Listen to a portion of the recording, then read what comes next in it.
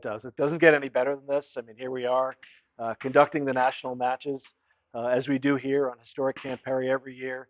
Thousands of competitors shooting rifle and pistol, and today we have the historic President's 100 rifle match. And this is an interesting sort of, it's a little bit of an evolution of the rules of the service rifle. They do a couple of different things from different guard sergeants. It's seated rapid fire at 200. It's prone rapid fire at 300. Kind of take me through how this match works. Yeah, well, you've just described it very well.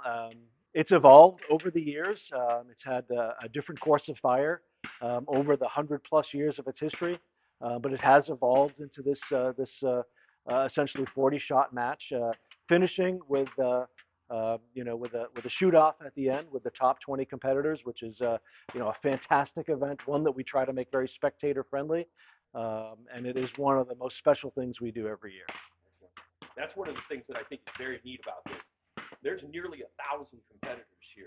The top 100 will be awarded the President's 100 ribbon, but the winner has to shoot well enough here to be in the shoot-off and then aggregate.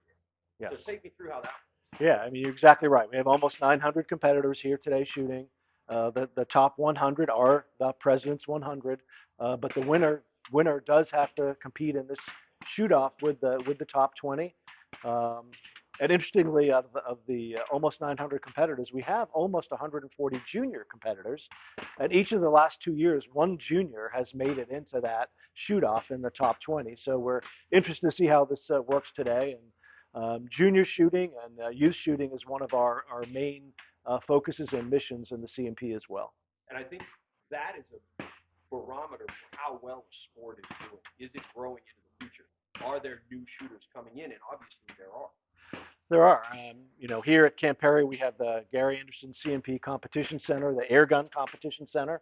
Early at the start of the national matches, we had all kinds of air gun competitions, and we had almost 500 juniors shooting air gun. And our hope is that a lot of those young junior shooters will matriculate off of air guns and air rifles into high power or into pistol. And speaking of pistol, about a week or so ago, we had the President's 100 pistol competition. So the President's 100 is the rifle part of it seems to get most of the press, but the pistol shooters do this as well, and they get the same type of President's 100 awards and the patch and all those kinds of things as well. So this goes for both rifle and pistol, and it really is a great event.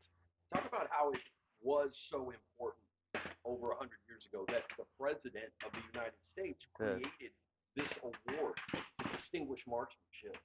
Yeah, so well, the President's 100 for both rifle and pistol goes back into the 1800s.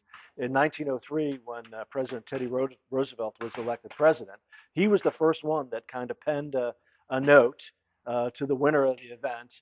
And in 1903, the history of the CMP and the national matches in the President's 100 is really fascinating, because that's when the CMP predecessor organization was founded, the National Board for the Promotion of Rifle Practice, in a law, and it was that same law that also started funding the national matches, of which the President's 100 is such an important part of. So the CMP is very connected with this national matches and this event, the President's 100, going back over 120 years. And then when the CMP was spun out of the government as a private organization in 1996, one of the specified tasks was to conduct competitions, and the one competition that was specified is the national matches. And again, with the President's 100, both rifle and pistol being such an important part of the national matches.